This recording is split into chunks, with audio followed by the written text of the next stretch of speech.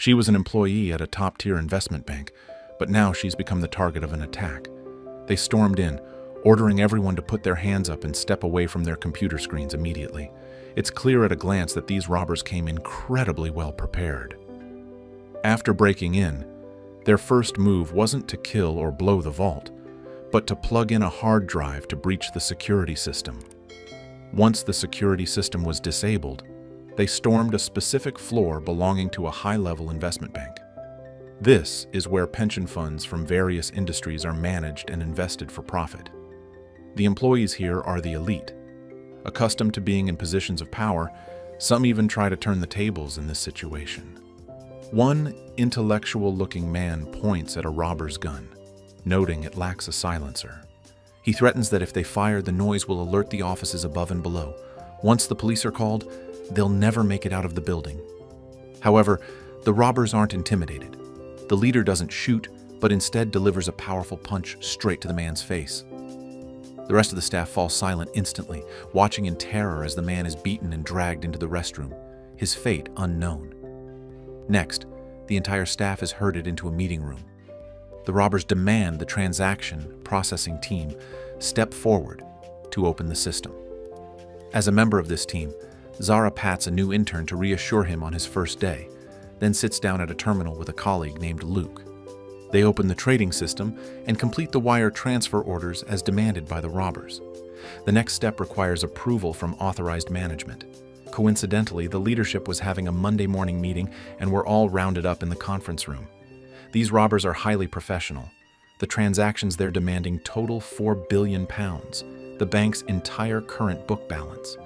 The director tries to protest, but the robber's muzzle quickly silences him. Do you really think arguing with an armed man is a wise choice? Desperate, the managers take turns signing off on the deals. But there's one final step. Because of the size, the central bank must verify them. They will call to confirm. When the phone from the bank starts ringing, Luke panics and breaks down in tears. In that moment, it's Zara, despite being relatively new herself, who takes the responsibility of answering the call. They called to ask if her side had completed all anti-money laundering protocols. With just a few calm words, she brushed off the suspicions from the other end. But at that moment, another employee took the chance to signal for help to the building across the street. Upon realizing this, the robbers panicked, debating whether to retreat. If they left now, the transaction would likely be blocked, and they would lose everything. Fortunately, Zara's brilliant improvisation paid off. The bank fast-tracked the approval, and the money hit the account. The robbers walked out boldly, leaving everyone feeling like they had just cheated death. But in that moment, the extreme stress caused Zara to have a nosebleed. She rushed to the restroom, only to overhear her colleagues talking fervently. They suspected an inside job. Given the robbers' intimate knowledge of the operational flow, the trading system, the investment committee's approval process, and the custodian bank's disbursement orders. The robbers knew it all, so there must have been an informant inside. Hearing those words, a strange smile flickered across Zara's face. The incident caused a major stir, and the British police immediately formed a task force. They had two goals: capture the robbers and recover the money. Both tasks were incredibly time-sensitive. Naturally, Zara was far from innocent. On the second day after the heist, she received £5 million in cryptocurrency, but the police couldn't trace it back to her yet. The primary targets for the police were undoubtedly those who had stormed the company that day. The robbers acted with extreme professionalism, wearing gloves throughout the crime and using facial prosthetics. This meant that despite surveillance footage, there was no biological evidence to analyze. They left via public transport and vanished into camera blind spots. Even the accounts used to purchase their transit tickets were cloned cards. With such a sophisticated MO, these individuals likely had military backgrounds, perhaps even professional special agents. Zara tried to go to work while under immense pressure, but Luke, who was mentally fragile, cornered her to vent his anxieties. He kept asking what was going on, what had just happened, and noted that everyone was suspicious. It seemed the massive £5 million sum was torturing Luke's conscience. Zara had to warn him to quickly withdraw the money and move it to a private wallet to leave no trace. However, Luke claimed he was going to the police to confess everything. Zara could only bite her tongue and try her best to soothe him. Someone with such a low tolerance for pressure like Luke getting involved in a major case like this was clearly the first crack for the police to exploit.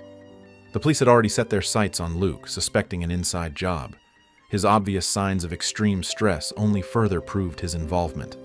Inspector Reese, in charge of the case, decided to put Luke under surveillance.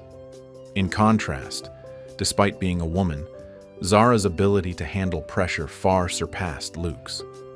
Using the excuse of visiting her mother, she went to her house and secretly hid her wallet in a concealed compartment in the bathroom. In reality, her relationship with her mother was toxic. They argued every time they met. Zara quickly stashed the wallet and left immediately, but on her way back, she received a call from Luke. He was hiding alone in a closet, having suffered a total mental breakdown. He rambled about being watched, claiming the house was full of wiretaps and that he was doomed. Zara tried her best to calm him down, promising she'd be there right away. The truth was, Luke's intuition wasn't wrong. He really was being watched. And this reaction of his certainly infuriated the mastermind behind the scenes. Luke made a move that pushed him further into the abyss. He dared to call Reese to confess everything. But fearing the phone was tapped, he demanded Reese come to his house to talk in person. He had no idea his entire house was rigged with cameras and even his phone was bugged. To the mastermind, this call was nothing short of a death warrant for him. They knew he couldn't handle the pressure and would be a liability, so they had to eliminate him quickly. They slipped past the police patrols to secretly enter the building. Luke heard a knock but didn't dare open the door. Yet, the intruders broke in anyway. Luke fought back fiercely, managing to wound one of the robbers during the struggle. He bolted out the door, but before he could get far, the others cut him off. At that moment, Zara arrived at the ground floor of Luke's building. Stepping into the elevator, she noticed bloodstains inside and immediately realized something was wrong. Hearing a noise, she instinctively hid in the shadows. Just then, she saw Luke being restrained by the robbers and injected with a drug. She stood there watching, not daring to make a sound, let alone come to his rescue. Realizing her colleague was likely done for, her legs gave out and she collapsed to the floor. After they had left, she approached and picked up a vial dropped on the floor. On that vial, there was still a bloody fingerprint. Aware that this was a key piece of evidence, Zara quietly pocketed it. She intended to leave through a window, but just as she climbed out, she ran into Reese, rushing toward the scene. Zara's behavior was extremely suspicious, but under Reese's questioning, she maintained she knew nothing, claiming she only rushed over because of Luke's phone call. She insisted Luke had never mentioned the heist or offered to share any loot with her. Reese urged her to think carefully if she saw anyone else in the building, as any small detail could help them find Luke. Despite being on the verge of a breakdown, Zara maintained an incredible level of composure. She lowered her head to avoid Reese's gaze while denying having seen anyone. She knew all too well that admitting involvement wouldn't just mean losing that £5 million. It would mean rotting in prison for the rest of her life. The most terrifying part was that the robbers controlled everything. They would likely eliminate her to silence her, just as they had done to Luke. How did things even get to this point? In truth, Zara never intended to be part of this heist from the start. It was Luke who had begged her to join him. He was drowning in debt and had happened to meet some shady characters while gaming online. Upon learning about his job, those men told him that if he acted as an inside man, they could all make a massive haul. However, they never mentioned stealing £4 billion. They claimed they would only breach the company's least profitable accounts to take the executives' pensions, offering them a £100,000 cut. Zara thought Luke was insane, but he kept pleading. He said they insisted on having two people to move forward, and he desperately needed the money. She had tried to request an immediate transfer, but her superiors refused, citing unsuitable educational background and forcing her to stay in her current role.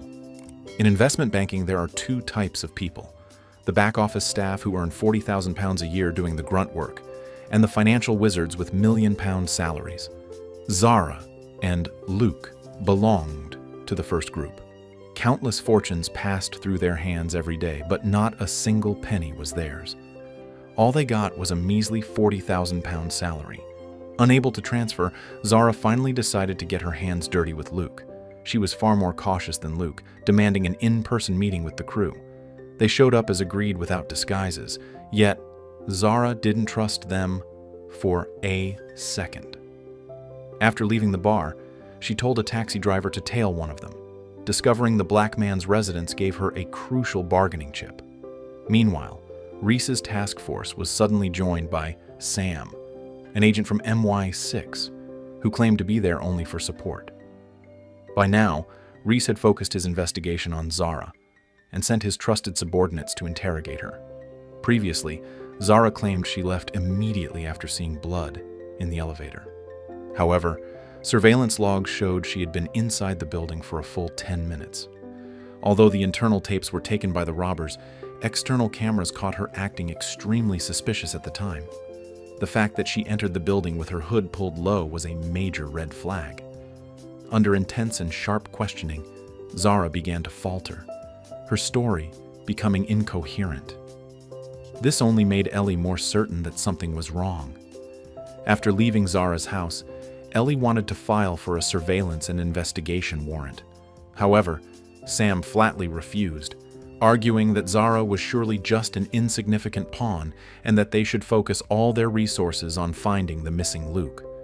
They didn't even need a warrant to monitor Zara. They could just act.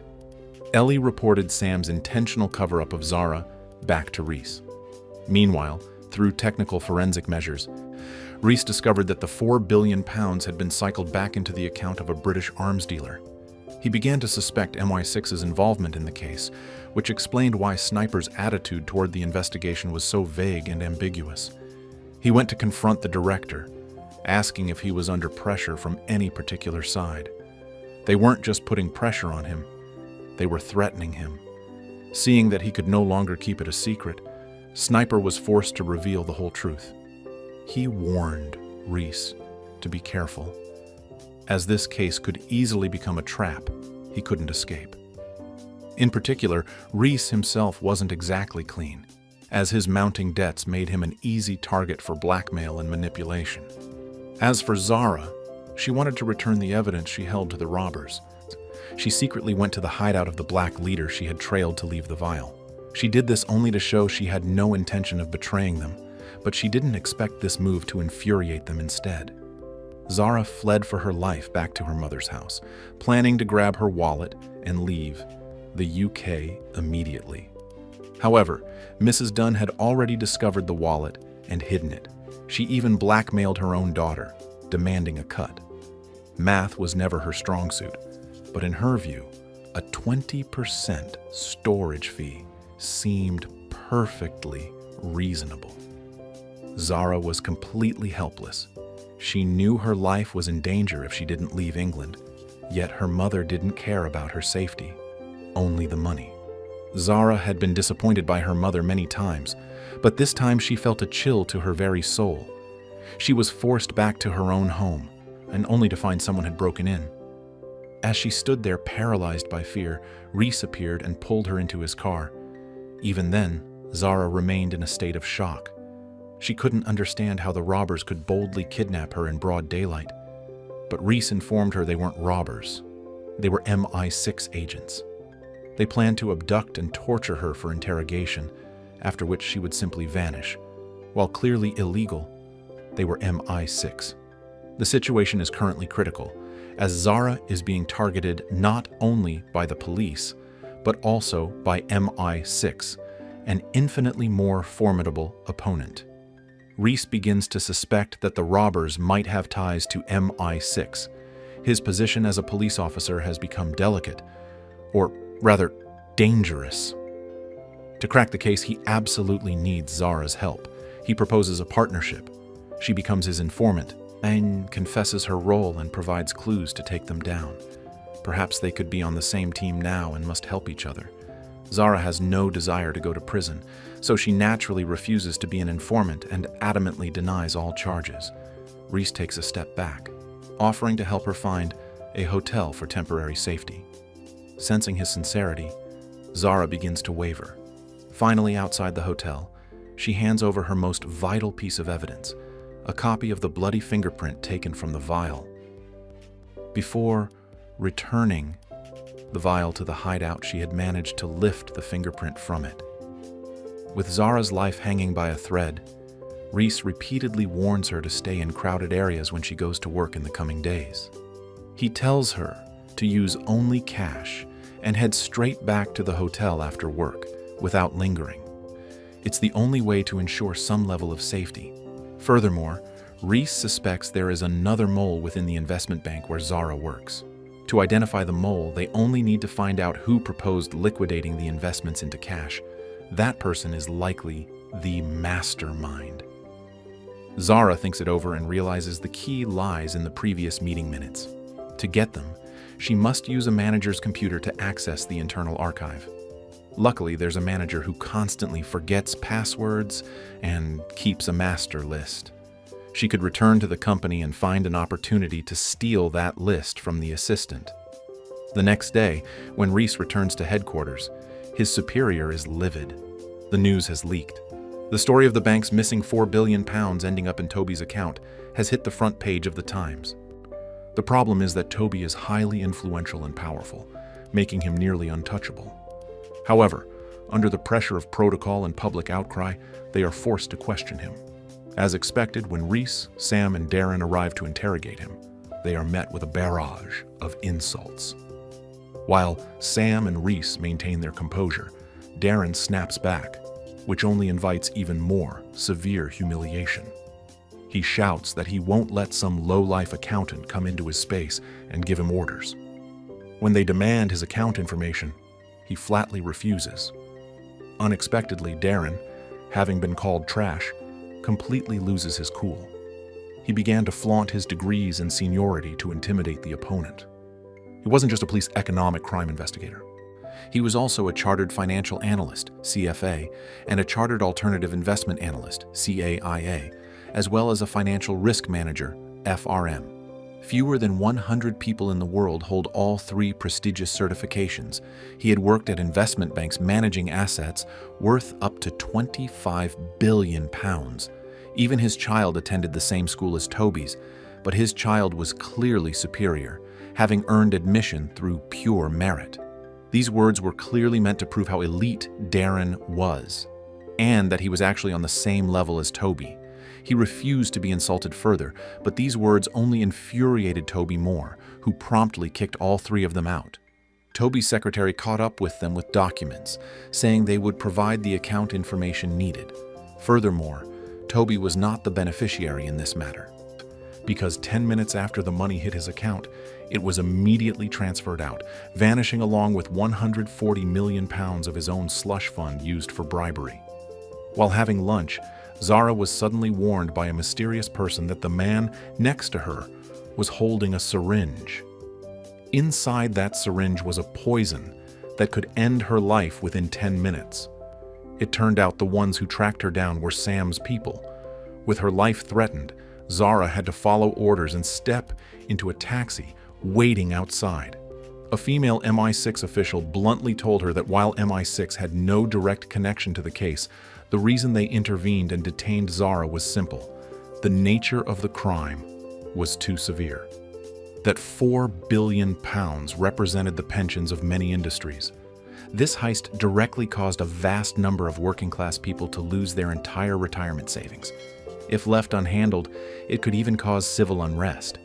MI6 was forced to step in to recover the losses, bridge the gap, and provide a perfect explanation to the public.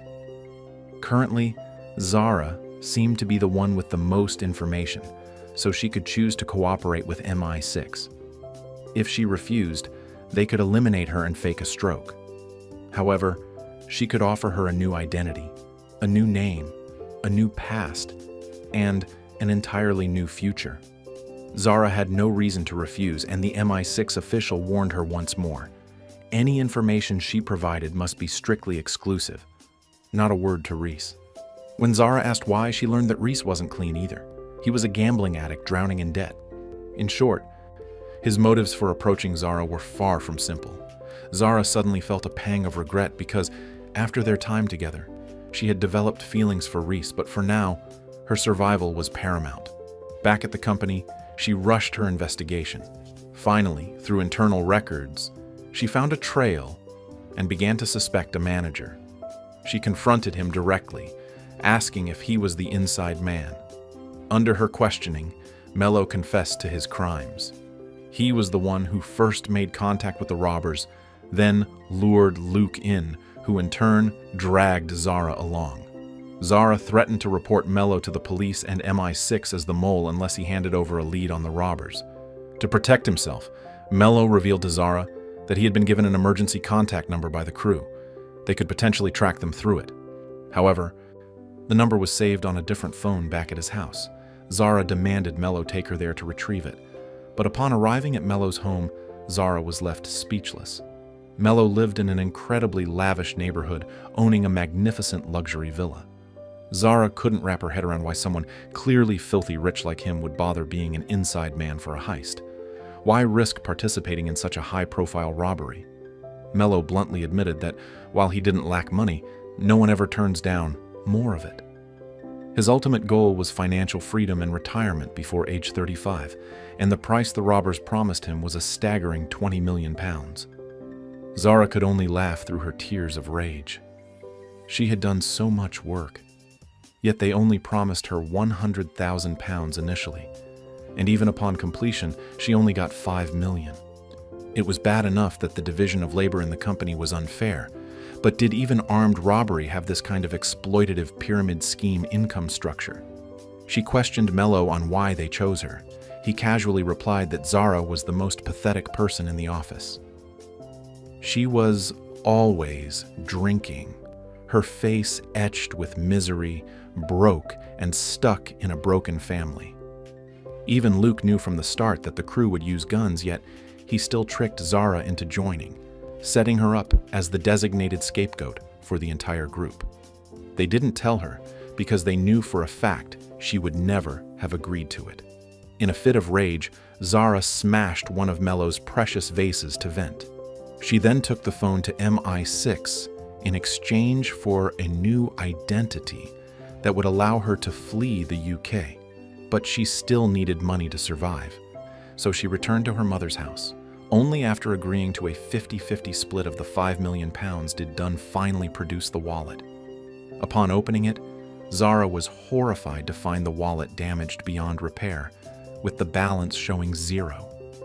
She asked if her mother had tried to hire someone to crack the cold wallet, triggering its self-destruct mode. The look on Dunn's face confirmed it. She had thought of it and done exactly that, leaving Zara completely devastated. Now, they were penniless.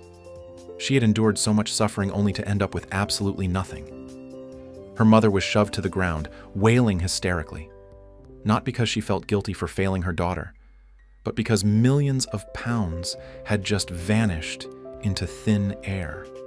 Zara rushed out of the house in a rage, sobbing as she went, but halfway there, she suddenly burst out laughing. It turns out it was all an act. She had swapped the wallet from the very beginning, and the £5 million was still safely in her hands. Before leaving, she met Reese to offer him a share. Having chosen to cooperate with MI6, she considered the case closed, while Reese was fired for failing to solve it. However, Reese thought she was offering hush money, leading to a heated argument and a bitter parting.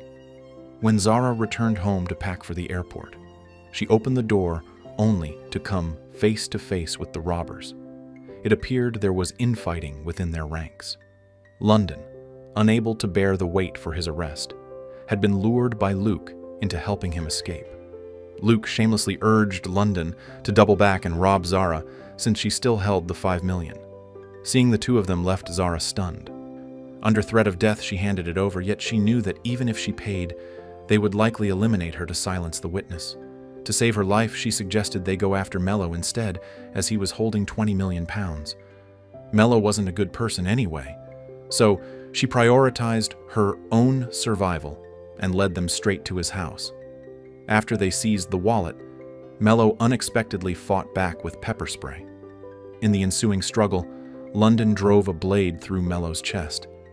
Mello was killed, and the wallet's password died with him.